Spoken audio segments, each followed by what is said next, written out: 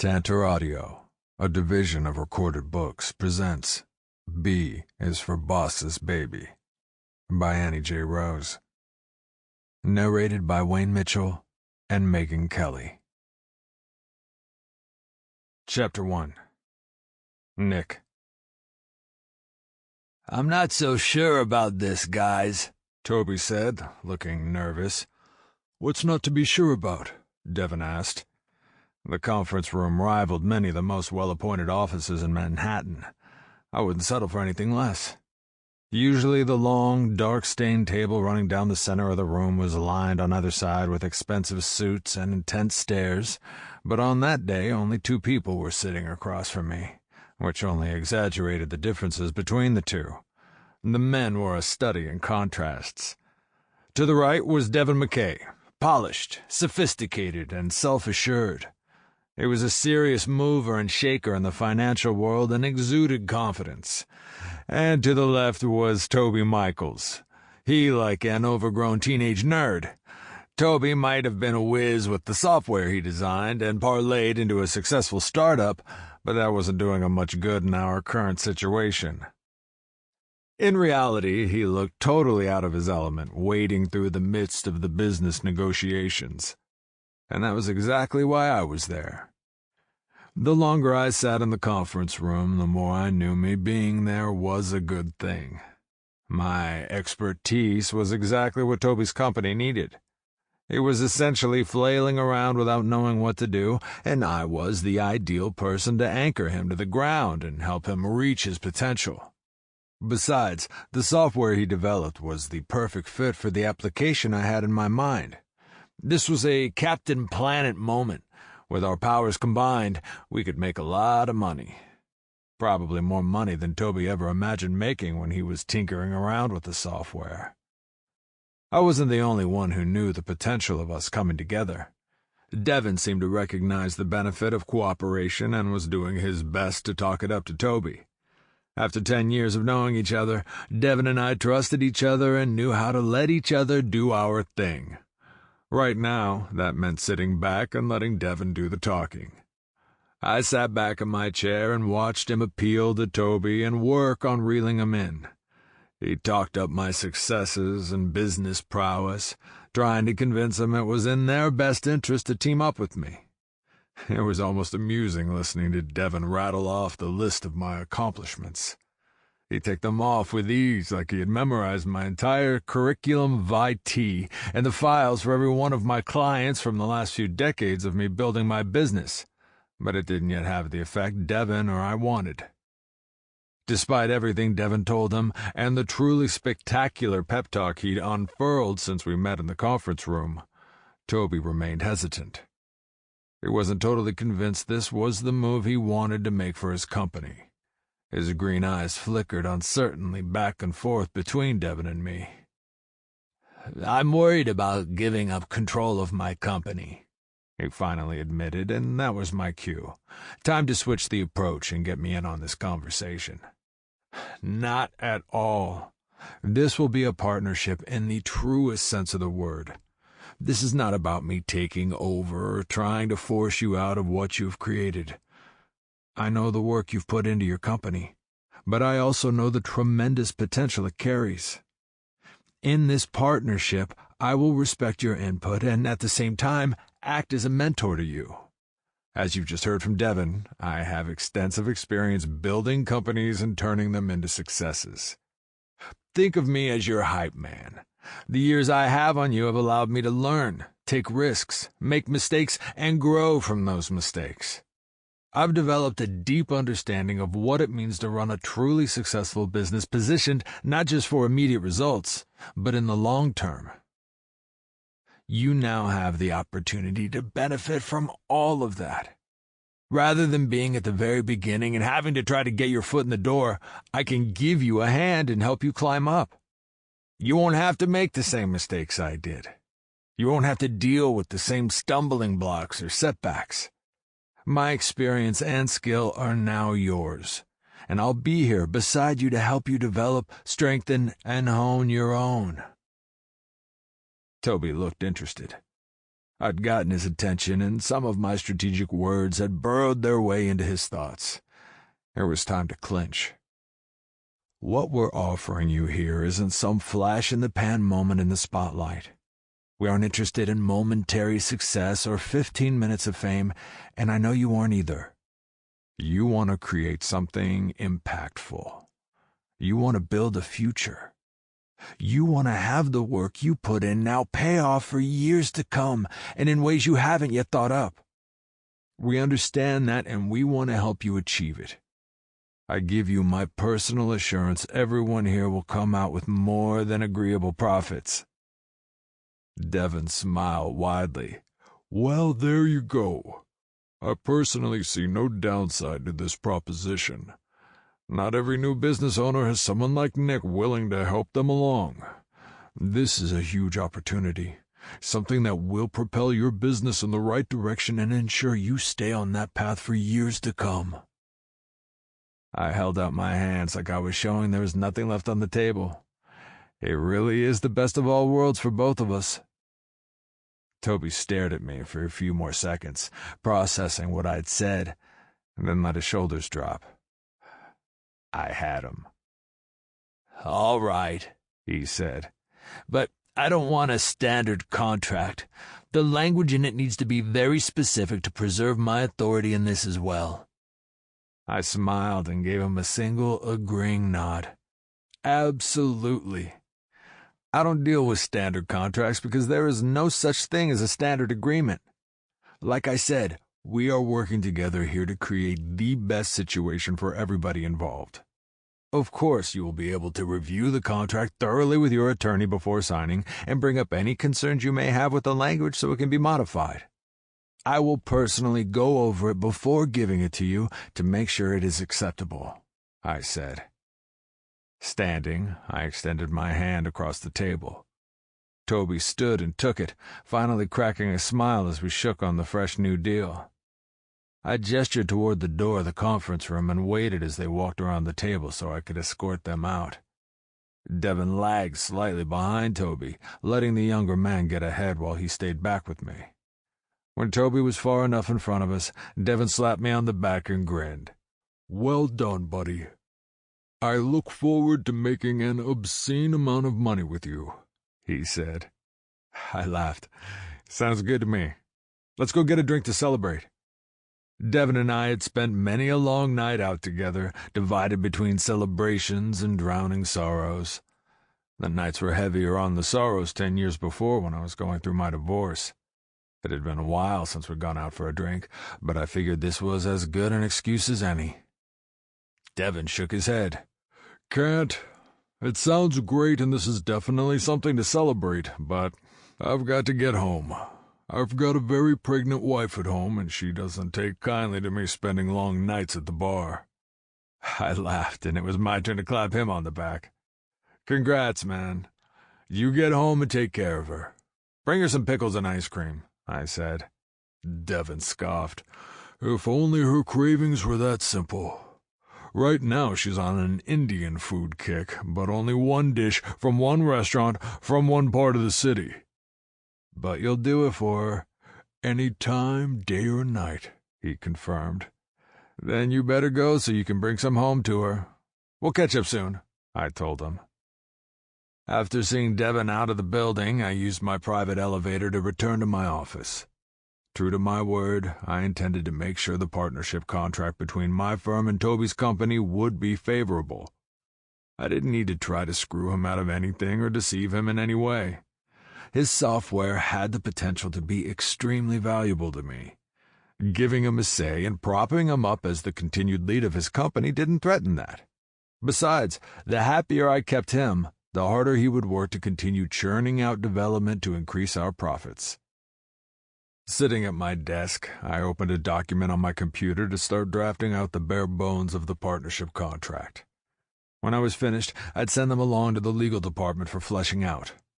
A final read-through to ensure nothing significant was changed, and then they'd be off to Toby for the signature that would make the agreement official. I was excited about the new deal. By that point, I was already a millionaire many times over, but that didn't quell my desire to achieve more. Landing this partnership could be just the thing I've been looking for to push my empire to the next level. And the excitement had spiked my energy, and I didn't want to just let this milestone pass. I felt like celebrating, but not alone. Devin not being available disappointed me. We always had a good time together, but his excuse still had my thoughts reeling. A pregnant wife. I couldn't even imagine something like that or how it must have changed Devin's life. My company was the center of my existence. I'd never been able to pull myself away from work effectively enough to have a successful, serious relationship. Just ask my ex-wife. That relationship was serious, possibly, but it sure as hell wasn't successful. Devin must have been able to find that balance between his work and his home life I was never able to find, and he seemed incredibly happy about it. Maybe there really was something I was missing. Not that I would admit it to anyone, but I had started feeling lonely at times. Late at night when I got home and there was no one there to talk to about my day. On weekends when I sat at my desk rather than being out enjoying some activity or outing. When other people talked up their anticipation for their next vacation and came back with sunburns and phones brimming with pictures. Those were the moments I started thinking, maybe all work and no play wasn't the way to live life. I worked my entire life to build the company and was proud of my accomplishments. My drive kept me pushing, never fully satisfied with anything because I knew there was always more. But recently, I started wondering if I wasn't going to be able to find that more putting in more hours at the office. I forced myself to push the thoughts out of my mind and refocus on the contract in front of me. Wasting my energy on the negativity wasn't going to do me any good. Concentrating on the deal would give me all the excitement I needed for the time. Chapter 2. Jane. Damn it!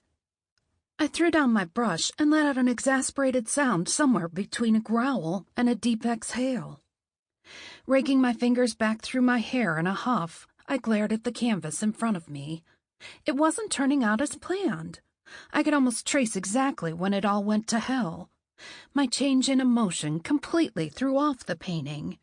The entire thing was ruined. Standing up from the stool positioned in front of my easel, I abandoned the canvas. I stormed out of my workspace and toward the kitchen. I loved the large, airy space I'd carved out of my house and turned into my own little haven for art. It was where I could crawl through my thoughts and translate them into reality with the touch of my brush. But that day, it wasn't the refuge I wanted it to be. The painting was a mess, and it was an apparent wreck that managed to show everything I'd been trying not to show. I walked up to the sink and shoved the handle of the faucet so a stream of water rushed out into the porcelain enamel-coated basin. It took a few seconds for the water to heat enough for me to push my hands into it. Everything is just completely fucked up, I muttered to myself. I don't know why I thought it was going to be any different. I should have known it wasn't going to come out the way I wanted. Fucked up input and fucked up painting, that's my new mantra. I'm going to cross-stitch it into a damn sampler. Paint rinsed from my arms and hands and slipped across the white surface of the sink. It blended into murky gray as it swirled down the drain. Pumping soap into my palm, I lathered my skin to wash away the rest of the paint and then rinsed. Just as I was drying my hands, my phone buzzed in the pocket of my smock. I tossed the towel aside and grabbed my phone out, glancing at the screen. It was my best friend Ellie. Thank God. Exactly who I needed to talk to in that moment. As if just seeing her name opened some sort of valve inside me and released the floodgates, I answered the call without bothering to greet her. You will not believe how completely screwed up today has been. I'm talking straight out of last century. Fucking Hallmark Channel movie screwed up, I said. Hello to you too. What the hell happened? Ellie asked. I drew in a breath and launched into a recitation of the morning's events, my energy bordering on panic. Even as I told her what happened, I could see it playing out in my mind. The pristine setting of my parents' Upper West Side mansion only made the warped situation worse. My parents invited me over for brunch. They didn't say anything or prepare me for what was coming. Nothing. Just come over for brunch. So I'm sitting there with them eating crepes and eyeing the quiche when they let the hammer drop. They've decided it's time for me to get married. Just like that. It wasn't a suggestion or an idea, like they were wondering what my life plans are or anything. It was just them informing me, "Jane, we've decided the time has come for you to marry." "Did you tell them you're not dating anyone?" Ellie asked. "Ellie, you know my parents. Do you honestly think they would dive into a conversation like that without having a plan? They don't care I don't have a boyfriend. They wouldn't care if I did have one. It doesn't change anything for them. Not only have they decided I need to get married, but they've also decided who I'm going to marry," I told her. There was a beat while I let that sink in for her. "What?" she finally asked. "Yeah, this wasn't just a check-in about my life and them letting me know that at 27 years old, I am clearly creeping right up on my expiration date. This was a full-blown arranged marriage announcement." "And who's the lucky guy?" Ellie quipped. "Preston fucking Howell," I spat. The image of the son of my parents' very close friends, the Howells, formed in my mind. I couldn't believe my mother and father had gotten it into their minds he would be the one they decided to pair me off with. Not that it was all that unexpected in the greater scheme of things. If they were going to go medieval on my love life and start offering me up to families, the Howells were going to be their first choice. And Preston always did seem to them like a built-in match for their free-spirited red-headed daughter. "As in the boy next door?" Ellie asked, sounding shocked. "Not exactly. That would almost be cute. The Howell mansion is 2 blocks over and 1 block up." "How silly of me. Practically from different worlds," she teased. "Actually, not at all. That's what got us to this point. I've known Preston Howell most of my life. Ever since my parents and his became friends, we've been pushed together at various points, events, parties, even a few ill-advised family vacations. And of course, they were always chittering and whispering behind their cocktails about how cute we were together. I assure you, we were anything but cute together," I told her. "How well do you know him?" Ellie asked. "I know you've known him for a long time, but were you ever close?" "No. It's impossible to be close with Preston Howell, but I do know him well enough to know he is not only the epitome of a spoiled, rotten brat, but a boring douche as well. He's the type of guy that is the absolute reason people hate rich kids. We're not even kids anymore, and he can still make people hate rich kids. He's an entitled ass who thinks the world owes him everything because his last name is Howell. The very idea of work is repulsive to him, like it offends his delicate sensibilities to even consider having a job or putting any effort into life. He believes everything should simply be handed to him, and there is no benefit to effort, ambition, striving for anything, or earning even a little bit of his way in the world." "So, I'm assuming you didn't gleefully jump at the chance for them to present you at a formal betrothal?" Ellie asked. I almost laughed. At least Ellie could take a little of the edge off. "No," I said. "I most certainly didn't. There's no way in living hell I would ever agree to marry him." "How did they react to that?" "Beyond mad," I said. "They were furious that I wouldn't even consider it. They wanted me to take my time and really think it all the way through. My mother even went and got a pad of paper and pen so I could write out a pro and con list. She seriously thought if I just took some time to sit there and look at the situation from their perspective, I would come to the same conclusion as them, because that's exactly how you should go into an engagement. A list. Maybe we could get really sexy and throw a pie chart in there." I let out a sigh and leaned back against the counter. "Is it safe to assume you didn't go through with the pro and con list?"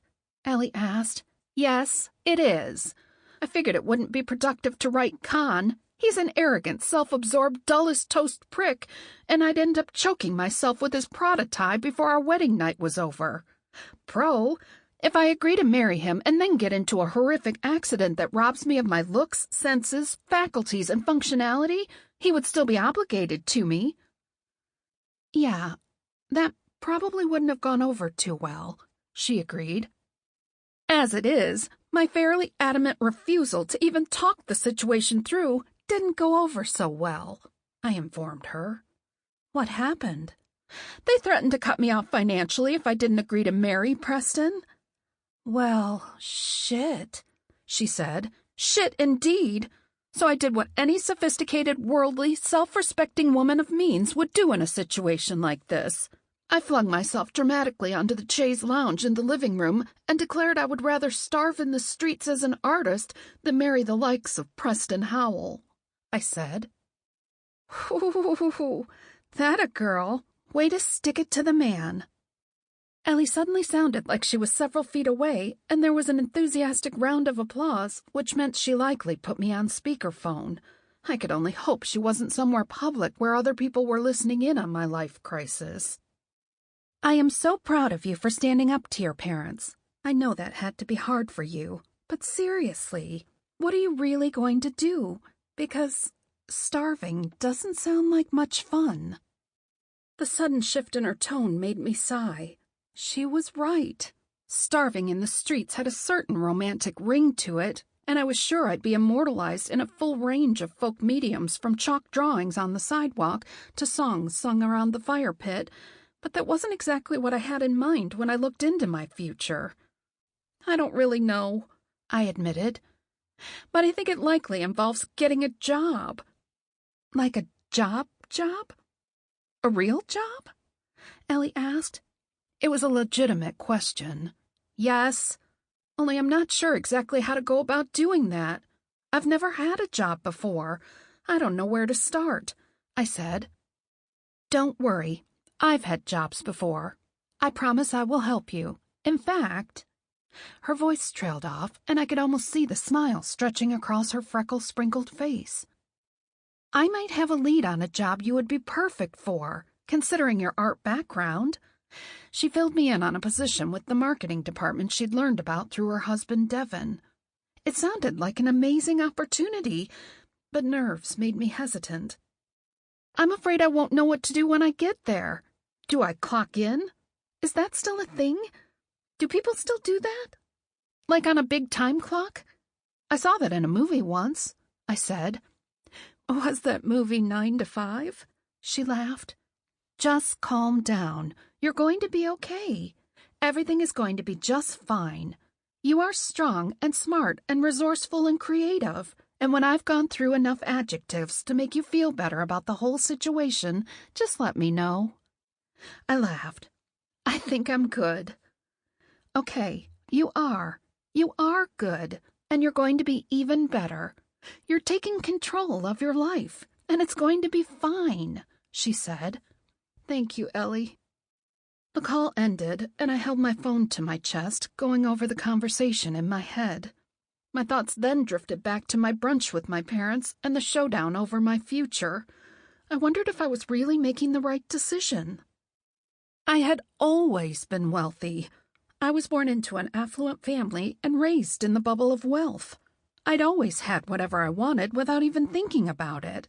As much as I vilified Preston for being disconnected and entitled, a little voice in the back of my head said I wasn't too far off from him. The only thing I'd ever had to work for in my life was my art, and that was completely different. Everything I truly needed, anything I wanted, was right there for me without a second thought. The prospect of all that changing was scary. But the alternative was much worse. Being Mrs. Preston Howell wasn't something I could even begin to wrap my brain around. Even if it meant a life of luxury and continuing to never have to want for or worry about anything again, it wasn't worth throwing my future, me, away for. It was time for me to grow up, get a job, and take care of myself. Chapter 3. Nick. The office I was using was definitely not what I was accustomed to. My current surroundings were a snapshot of the distinct differences between Toby Michaels and me as people and as businessmen.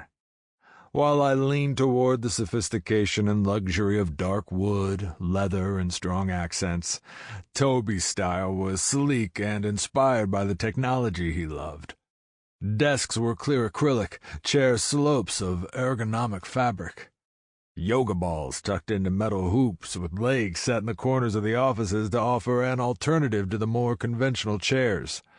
It was bright, airy, and had an energy that managed to feel simultaneously fast and laid back.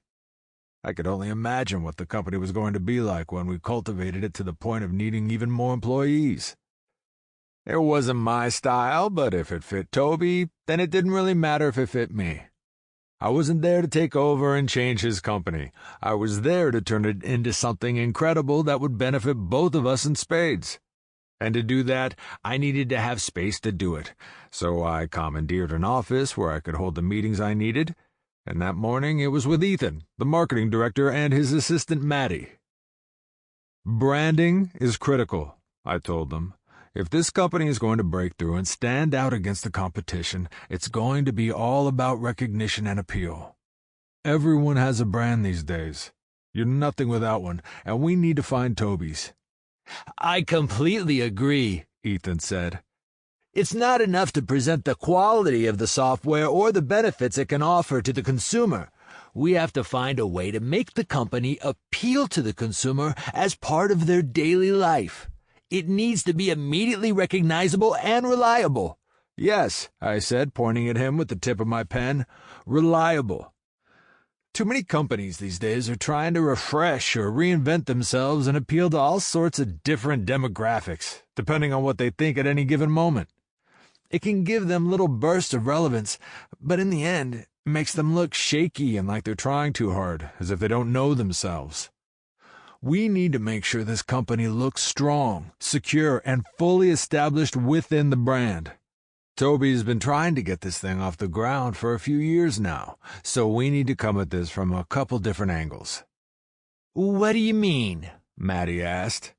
With enough of a push, Toby can burst out onto the scene like a dynamic, exciting new company, and we want to capitalize on that fresh energy.